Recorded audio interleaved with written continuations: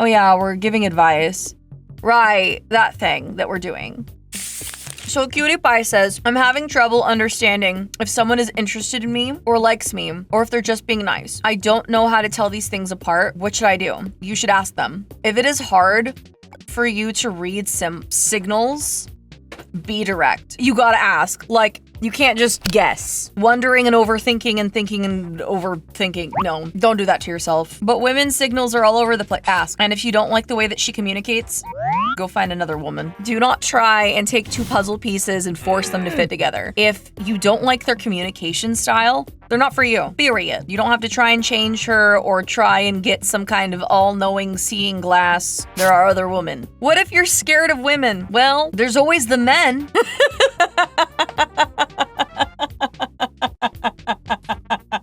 You gotta fake it till you make it, honestly. You gotta pretend that you're confident, psych yourself, lie to yourself, and tell yourself that you have the power to do it, even if you feel like you do not. Another one. How to throw a chancla over 15 meters. My aim sucks. Find an Asian woman or find a Latina woman. Get chancla throwing lessons. Get married, have baby. What's a chancla?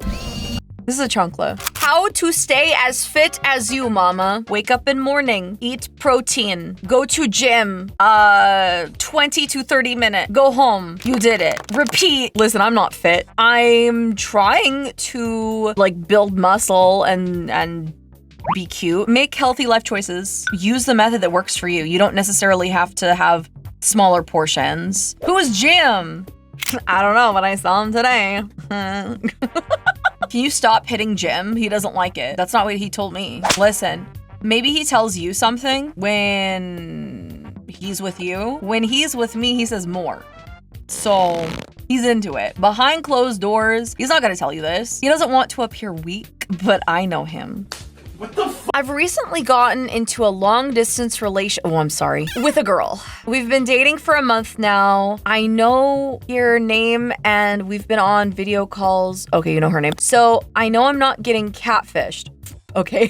And I've been saving up money for a road trip to visit her. I'm worried that once we meet in real life, we may not click as well as we do during our calls. Any advice on what I should do when I meet her in real life for the first time? You are in your head about this, Cutie Pie. Listen, if you guys vibe in call and you guys have a good relationship in call, like I get that you're worried about not clicking and do not get in your own head about it. Focus on having a good time with her. Switch your mindset. Switch the mindset. You cannot live in fear. Tunnel vision focus instead on making sure that whatever activities that you guys are doing together, that they're fun, that they're memorable, that you guys have a good time. That's the best way to set yourself up for success. Subscribed. Don't think about the negative. Do not dwell on the negative. And things will turn out the way that they need to. How do I gain more followers and chatters even though I stream every day as a small PS5 Twitch streamer? Twitch will not push you. Twitch is not the platform to find new people. If you want to gain an audience, they need to come from other places because Twitch doesn't push people. You have to promote yourself on other platforms. I've talked about this before. Make clips and put them out everywhere. Post on YouTube, post shorts on Insta, post on Blue Sky, post on X, post every day, every single day. Utilize social media. You've got to gain a fan base first, and you have to create content that makes people want to come into your streams if you want to grow your audience and followers and fans, etc. That's just the way it is. True, I found ChaCha through a clip on YouTube. Yup, yeah, a lot of people found me through clips. I think the best one is Twitter and YouTube Shorts. I like Insta a lot. Shibidoki actually had that advice too. Do not sleep on Instagram. Don't sleep on her. Use Instagram. Instagram is a good one. I've tried using Blue Sky. I don't know how the algorithm works, but I know how the algorithm works for all the other platforms. In the beginning, I did not know what to do to push myself in order to get like a following. After Philly and I did content together, I was able to push myself enough to know I have this fan base willing to push me into the algorithm more. And so I created a lot more content to push me further. Really what it is finding an audience that likes your content enough to like push you off from there. Next question. Oh, tips for cooking? Mexican food. I'm from the UK. I don't make Mexican food. I'm Puerto Rican. I'm not Mexican. TikTok videos and recipe books on Amazon. Danny Trujillo cookbook. Use the ingredients that you would, find in Mexican food. Typically, it's like rice and beans, like a yellow rice. Look up a recipe for yellow rice. Look up a recipe for refried beans. Corn tortillas. Make a really good pico de gallo. And then you can use like the meat that you want. Make tacos. Use lime, cilantro. Cumin's a good spice. Chipotle seasoning. Yeah, I think it's the seasonings, really. I love Mexican food. So, no, don't order Taco Bell. No. Important stuff that should be discussed in a romantic relationship. I think this depends on the relationship, because I feel like that's too many categories to say marriage, children, etc. Maybe I would rephrase this question. What are important topics to be discussed with someone that you would potentially like to have a marriage relationship with? What is your financial situation on both sides? How much money does each person make in the relationship? How much debt is each person in? What are the finances like on each side? I think it's important to be truthful in that, because if you guys are getting married, you guys are sharing credit scores, you guys are going to take loans out together. It's really sad when, somebody's been married for 3 years and they finally get to the stage where they can afford getting a house. And then they find out that one person has been like $50,000 in debt. Now they can't buy a house anymore. And that wasn't disclosed early on in the relationship. Finances can and are a stressor in a relationship. I think that that's really important. It can be different. I know some women that let their spouses take care of all of the finances. They don't know what the financial situation is like at all, and they just let the man handle that. That could never be me. I know that I am not a mathematician, but I handle all of the finances in this house. And I think Doctor likes it a lot. Doctor. Yeah. Doctor's over here nodding his head. He likes not having to worry about money. I think that it's important to also discuss who is going to be in charge of the finances when you guys get married. How will they feel about finances? Does it stress them out? Would you or they be a better candidate to manage the money? Have they had problems spending money in the past? The other one is moral alignment. What are your values? What are your expectations in the relationship? You guys should be talking about family planning as well. Will there be children? If so, what's the timeline looking like for that? I think that those expectations should be discussed. The other thing that you guys should be talking about is, I think that it is very important to talk about what is important and what the expectations are in.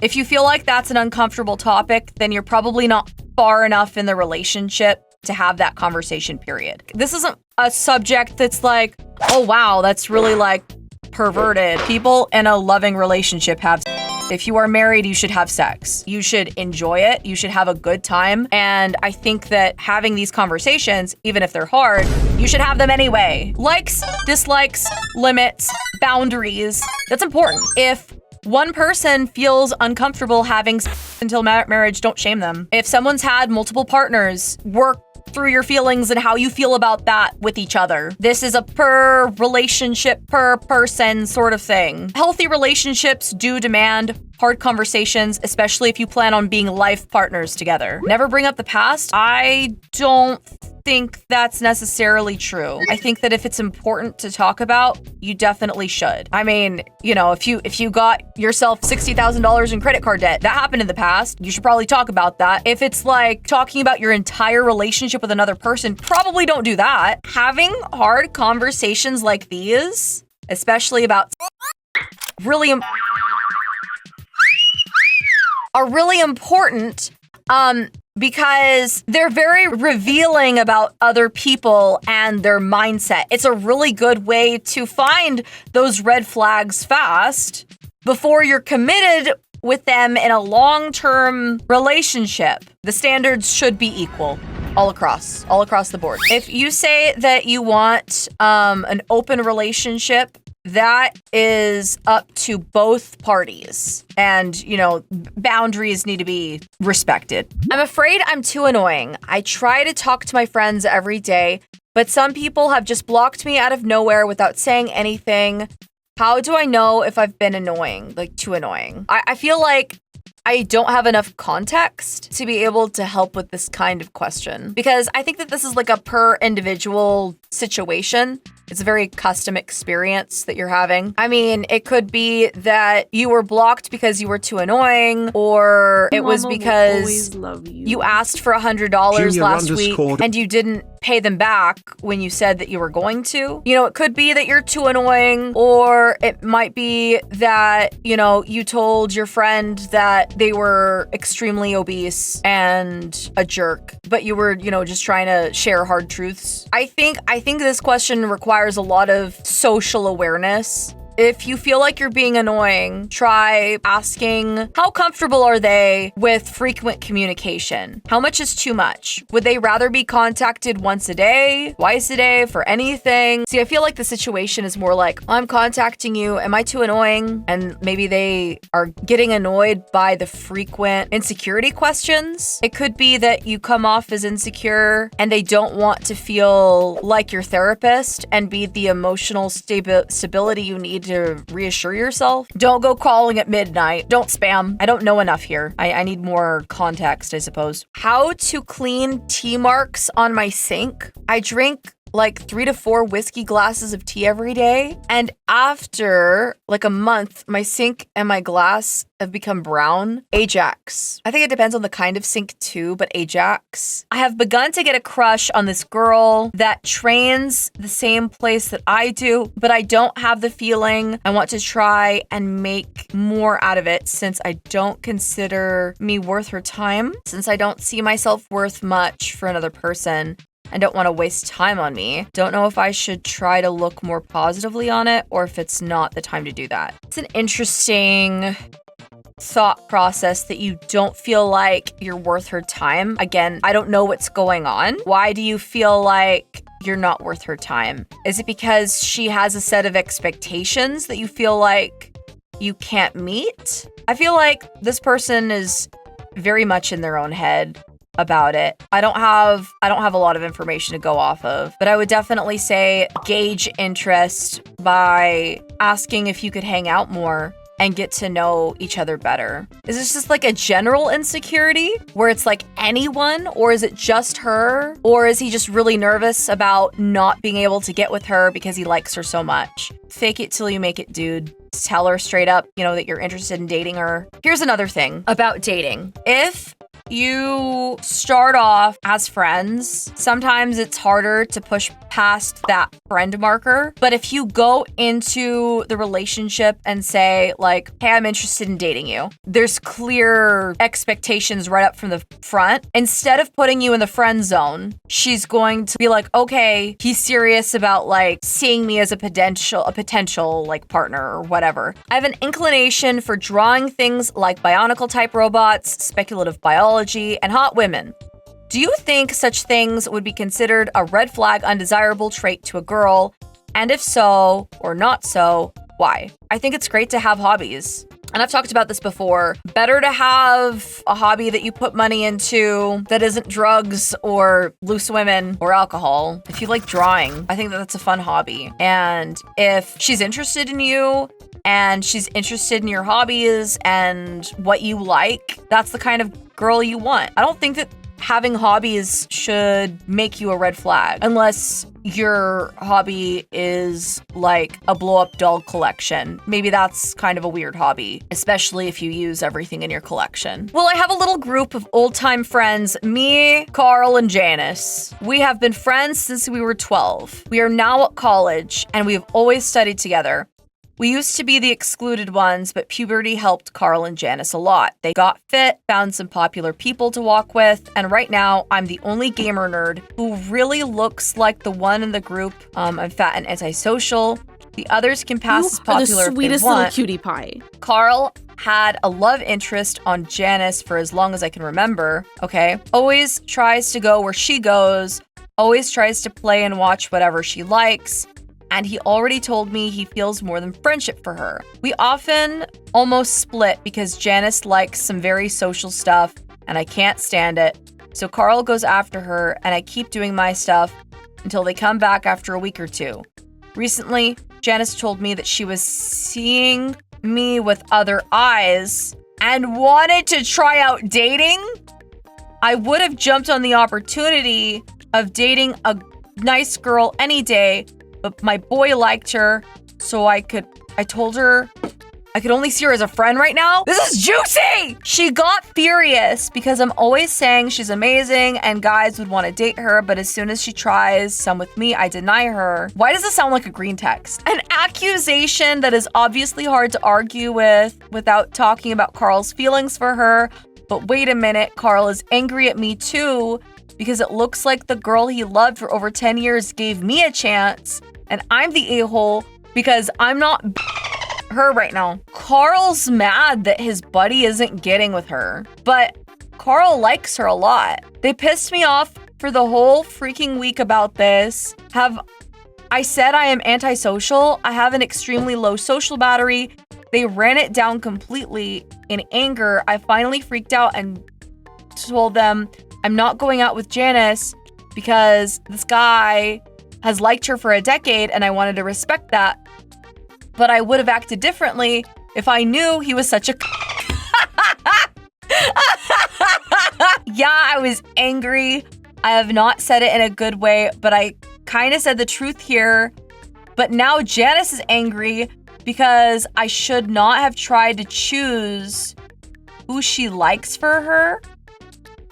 What I don't agree because I only wanted to give Carl more chances. And Carl is angry because I ruined his chances? Am I the a-hole? What should I do? I'm gonna be real, cutie pie, they're both annoying. You did not ruin Carl's chances. Carl doesn't have enough game. Burn! It's not your fault that you've got more Riz than him. So I guess in this situation, Janice is upset because the OP, the cutie pie, feels like, oh, well, you told me no because you wanted me to get with Carl. And now you're like basically saying who I should be with. And I don't like that. I think cutie pie was just trying to respect his friends' feelings. When you're friends with someone and then you start dating them, it is so rare for that relationship to go back to friendship. It's like taking a piece of paper and ripping it in half and then trying to tape it back together. It's not the same. It's not. Even if you guys go back to being friends, if there were like romantic feelings, I mean, I don't. Come again? There's just no going back from that. It will never be the same. Carl's too resentful, and I don't know if there's coming back from that. I want to be more approachable because some people say I have a constant glare, violent look on my face. How do I change that? Oh, you have a resting beezy face. I understand. If you're trying to be more approachable and you want to try and fix that, take a small pocket mirror with you, put it in your pants, and when you are at rest, see how your face looks. And then see if you can change some micro expressions on your face so that your habit changes and you can make adjustments so you can get yourself out of that habit where you're looking like you're glaring. How would you deal with a friend who's in a relationship and happy, but it's ruining everything else in their life? Like he's losing friend's job. He's losing his job?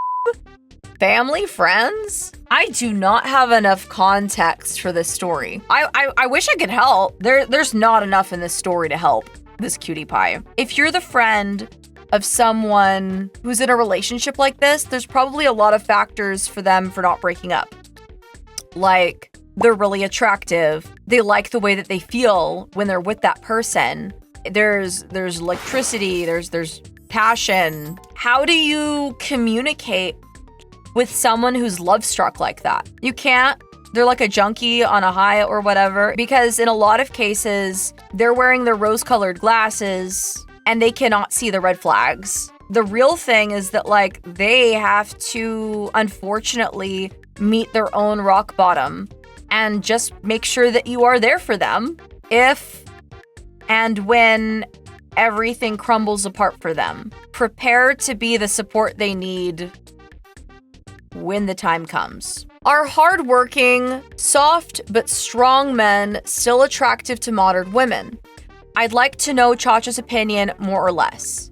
Love your content. Soft but strong men still attract? Yes, absolutely. I think no matter what era of women, all women want to feel safe and they want to feel protected and they want to feel provided for. And I don't want people to try and stab me when I say this, but I think there has been a big loss in the divine feminine. And when I say this, I don't want people to be like rolling their eyes when I say this. More and more women have chosen to work and provide for themselves. And a reason that they've done this is because they've seen their own mothers tough it out as a single mother. A lot of guys who have chosen to be in a relationship with women and leave women high and dry. And women get scared. Women want security. And so what have they done? They've gone to work and made their own money. They don't want to repeat the same mistakes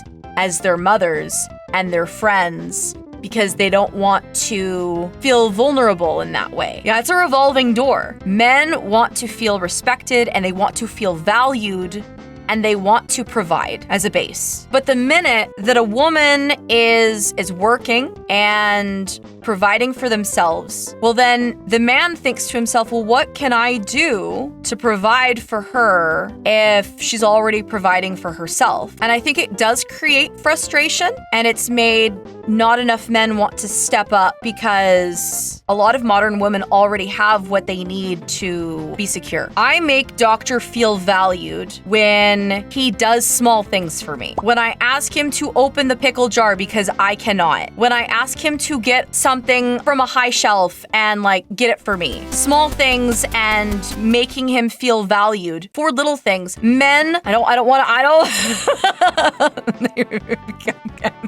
I'm gonna have everyone leave my stream. Men are like dogs in the way that they like quick gratification things. What can I fix for you in the moment that is going to give me dopamine now? I take the trash out, you are happy, you're pleased with me, you told me you're grateful, dopamine hit.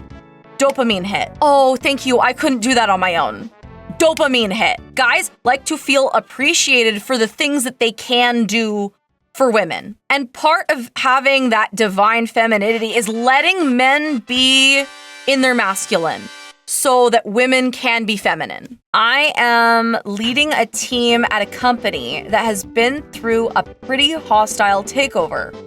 My team has only lost one person since the takeover, his own stupidity, but I am approaching the point of burnout from lack of support and overburdening. That makes my career feel like just a chore. I'm trying to stay where I am for stability, but I'm also seriously considering changing fields entirely because of the level of stress and burnout I am riding. I guess what I'm asking is, at what point do you say enough is enough and jump into something new with little to no safety net? I would say that if you're thinking about switching careers, keep working where you are while you look for another job. And you start looking for other opportunities while you are still working where you are. There's no point in working where you're at if it makes you unhappy or you feel overburdened. It's just gonna be more stress for you down the line. It's not worth it. It's not worth it. So job hunt while you are currently working at your current job. And if you find something that will do better for you, then do that. I have an amazing talent for not being able to cook properly. My eggs turn into omelets without trying, and my omelets turn into scrambled eggs with ham and cheese in it. I keep practicing like people say, but the end result always stays generally the same. Do you know how I can fix this problem? Watch tutorials of other people making eggs. Learn from somebody else. If you practice poorly, that's not going to help you get better. Hey mama. There's this girl I've known for about 4 years, and we have good friends from the day we met at college. But recently we've been getting closer. I'm not sure if she's dropping hints, so I thought I would describe what I suspect are hints. I've been a metalhead for some time, and recently she's been showing interest in metal too, asking me for band recommendations and all that stuff. Recently, she's been sending me videos on TikTok where it says stuff along the lines of, no matter who you lose, I'll always be there for you.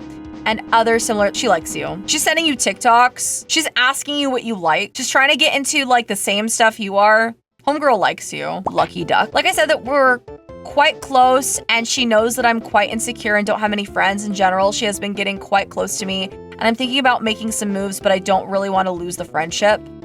so I want to be absolutely certain before I do. Are these signs or just a close friendship? IDK, how female friendships work. Are there any other signs that I should look? She's sending you TikToks. She likes you. Congratulations. Let me give you some tea advice. Go find a song that reminds you about her. Tell her what the song is and tell her, I listened to this song and it reminded me of you. Bag. Should I invest in a light blue bucket hat? I'm a thin and tall Hispanic male with jeans and V-neck t-shirts. And I was wondering if I should get the Don Raymond drip.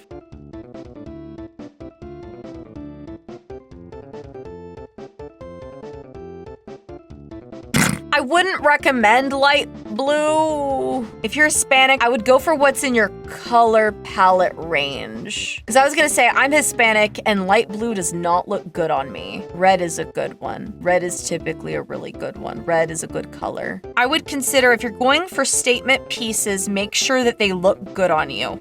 Okay, mama, so I'm in a little situation. So my sister, let's call her Lemon. Okay, so Lemon and me and her have a close bond. I'm really concerned already. But for the past year now, things have gotten out of hand. So there are times where I wouldn't eat because I'm not hungry and she would make comments about my body. Okay. Give me like a minute to like recuperate. Okay. And she would make comments about my body saying I need to eat more, everything like that. And then there were times where she would always criticize me for things. So I'm in a band and we had a test and I got a 90%, which I thought was so good, but I told Lemon I needed 90% and I was happy. And then she goes, that's not even good. You could have done better. So all I said was, okay, because I don't want to make any drama. So the question here is, whenever she brings down or says something about me, what do I do? Tell her not to be a Debbie Downer and that she would be happier if she looked on the brighter side of things. Tell her that if she continues to look on the negative, she will only see the negative. And that if she wants to be happier, she should look for positive things in her life and in other people. And if she wants better relationships with other people, she can't keep putting people down, and that includes you and your relationship with her. Might be a bit of a rough one, here it is. For the past 2 years, I've been working for a dead-end job that has decreased the respect it gave me and my work ethic to an insulting amount, while expecting me to keep working harder and harder. On top of that, the company has several problems with how they schedule and treat the employees. There's a certain employee at my department that has been reported for verbal abuse multiple times before and after I was hired, and upper management has done nothing about the issue, which has caused many employees to leave. I've had enough of the inconsistent schedules, abuse from the employee, the ridiculous expectations from upper management without a shred of support, and I've recently begun doing only my part and not daring to go above and beyond. However, I am desperate to make a change and get out. The only reason I'm still considering staying is because the company is unionized, which is good and bad. Given the context, what should I do and go about doing it? I'm scared to take action.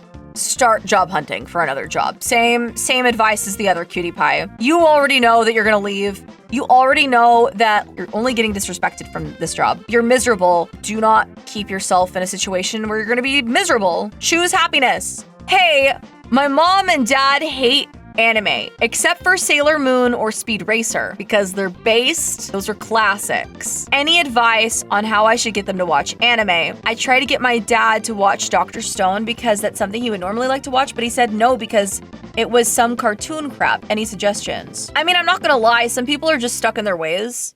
Here's what you do. You play the anime with dubs in the same room where they're hanging out. And even if they're not watching, they're listening. And they could decide to change their mind and watch it based on what they're listening to. You do not have to get them to sit down and watch it with you. You could just be in the same room watching the show. Ah, the husband method. Yeah, that definitely works on my dad. My dad is definitely one of those people. If there's a show that I'm interested in, oh, my dad will complain up and down all day. But if I put on the show and it's good, he'll be listening. He'll pretend that he's not watching it. He's not paying attention, but he'll be listening. You know, if he's really interested, he'll be like, wait, it's over? When's it on again? Make sure that if you are watching an anime that is dubbed, that the voices are not too annoying. Got a new job recently that I'm very happy about, but it's a morning shift, and when I get home, I find myself struggling to find the energy to dedicate to personal projects due to wanting to relax after my shifts or catch up on some sleep I lost. Any advice you can offer for getting you are the sweetest projects little back cutie pie. on track? I was actually gonna say Gamersupps. We interrupt this program to bring you Gamersupps! Do you get dehydrated a lot, need a drink that won't break the bank? Then you should get Gamersupps! It's caffeine-free and caffeinated! It's sugar-free! It's freaking keto, man! Compare it with things like Red Bull coffee. Oh, no. Get that out of here! Quench your inner gamer with Gamersupps! I find myself struggling with energy and stuff too. I'll get all of my stuff done, and then I tell you what, 6 o'clock rolls around and I'm like, I don't know how I'm going to stream. I'm so tired. I put half a scoop of caffeine in my stuff, and then all of a sudden I have, you know, the energy I need to stream or do whatever it is I'm gonna do. A little caffeine goes a long way. On a day off, make sure that you're catching up on sleep. Sleep is important. Even adults need to take naps. Doctor is definitely not one to disagree on taking naps. Sunday is typically his nap day. And, you know, you should definitely have a time, like some scheduled time of the week, where you pay off your sleep debt. Guaranteed, if you're feeling tired like this throughout the week, you've got sleep debt. And you need to pay it off. How to be super adventurous. You can be super adventurous by doing things you haven't done before. They can be small things. They could be small things like you can try a new recipe that you want to try. Go to a cafe that you've never been to. Learn about a culture and like immerse yourself in like what they like to do, whether it be like aesthetics, clothing, and see if there's something that like you want to get for yourself that reminds you of that culture or aesthetic or whatever it is, and have fun while you're doing it. As long as it's within your interests, like there are many ways to be adventurous, and it doesn't include just traveling. Be impulsive sometimes. Sometimes it's just like going out and driving around with no plan. Go to a random yard sale. And sometimes just getting up and doing things and just doing something you haven't done before or in a long time, or just something that just makes you happy. How does one let go of a relationship that's long since ended? Time, even if it's painful, and focusing on yourself, improving yourself, keeping yourself busy. My dad always said, idle hands are the devil's workshop. And it's true. If you have nothing to do, you're gonna get yourself into trouble, or you're going to overthink. Create opportunities for yourself where you're not overthinking. Create positive experiences for yourself so that you aren't thinking about them. And it's hard, and it's not going to be easy, especially if they were a big impact in your life. And eventually, you'll be able to get over them and you can move on. I am proposing to my girlfriend. How do I make it extra special for her? I think we had a very similar question last time as well. You know her better than anybody, so find the things that she likes to try and make it special for the both of you. Make it memorable for her by remembering things that are important to her. And I think that if you do that, then you'll make that extra special for her. Find memories that you guys have spent together. If she likes nostalgia, if she likes reminiscing about things that you guys have done together, then I mean, you know, maybe use that. It does not have to be complicated. How do you do it? I mean, VTubing seems to take a lot of time and energy to do. And I wonder how to deal with that when it gets too much to bear.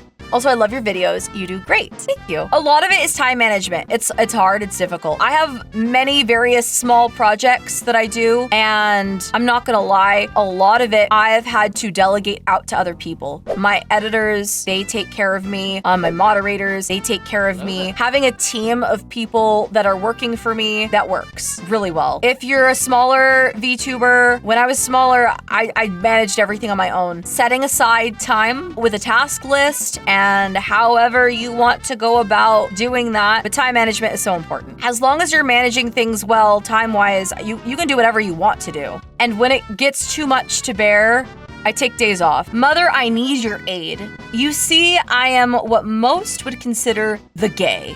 And I have a lovely boyfriend of, at this time, 7 months.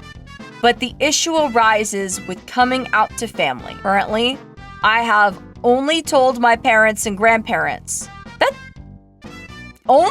I was gonna say, like, that's really impressive. Good for you. Okay, your parents and your grandparents know. I needed assistance with coming out since the other times I got extremely anxious. Any advice? Oh, great mother. If your family knows, I mean, if your parents and grandparents know, if it comes up, then I mean, it comes up. It depends. Like, are you wanting people to know? Like, if you already have like a set way of life and you have a partner who is also gay, like, I mean, do things together and introduce your boyfriend as your partner. I mean, that's really all that needs to be said. I mean, it doesn't have to be a big deal unless you want it to be a big deal. There would be a lot less anxiety for you if you already normalized it for yourself. I'm a single parent of a wonderful young child who just started kindergarten. My question is, what would be a reasonable time or age for me to actually start to date or have my child see whomever I want to date to see the reaction? I'm worried that I might rush in and I don't want to be too rush about it. The best thing for you to do in this situation is to get yourself out there and make yourself available. Because you never know when the right person will walk into your life, and you should be able to date freely. When you feel like that person is more serious with you, I think it would be more advantageous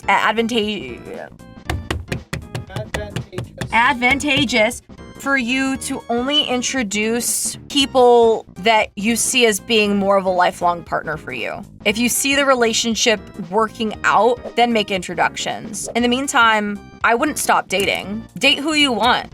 Go meet people. I wouldn't show your kindergarten partner the every single date you get together with. Yeah, you don't want to create attachments too easily for your kindergartner. Find someone that you trust to take care of your kindergartner while you go out and date. And then if things are more serious, then make that introduction. So yeah, and trust your instincts. As a woman, holy cow, trust your instincts. Could maybe trying to just act a little quirky around the girl you like warrant a yes or no? Huh?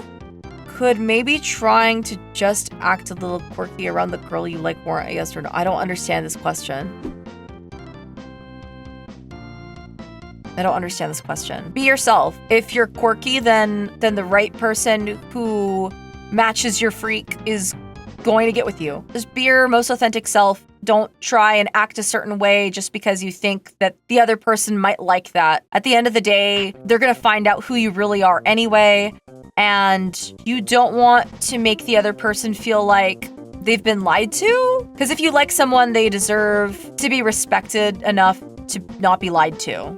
Hi, Mama Dearest. So I likes them women. Yeah, as you should. And I'm also a woman, okay? And I don't know how to talk to people in general, especially the very pretty ladies. Yes. Please help and I will adopt grandchildren for you. Based, you've got to start with common interests. You have to have an icebreaker. If you can have an icebreaker, it will make it a lot easier to start communicating with other girls. If you're a girl that likes other girls, you already know that women love compliments and like, oh my gosh, I love your bag. Oh my gosh, I love the way that you did your hair. Your makeup is on point. Start somewhere conversation-wise. Girls can just talk about anything. Find special interests, get the door open, eliminate the awkwardness that way. Break the ice by finding things in common. But what if I come off as creepy? As a girl to another girl? No. I think it's harder for girls to think other girls are creepy in that way. Oh, are you guys talking about the bear or a man or whatever scenario? I've seen that comparison, and some people are like, a lot of girls are like, oh, the bear. You can't reason with a bear. With a bear, it's pure power, and they're hungry, and they're feral. You're depending on luck to save your life. If you wanted to disarm a man, women can use words. Will it always work? No. But there is no way, as a woman who is weaker and less able to survive in general, that you're making it out alive with a bear. The average man will ignore you, the average bear will eat you. For the women that have chosen the bear in that scenario, they fear men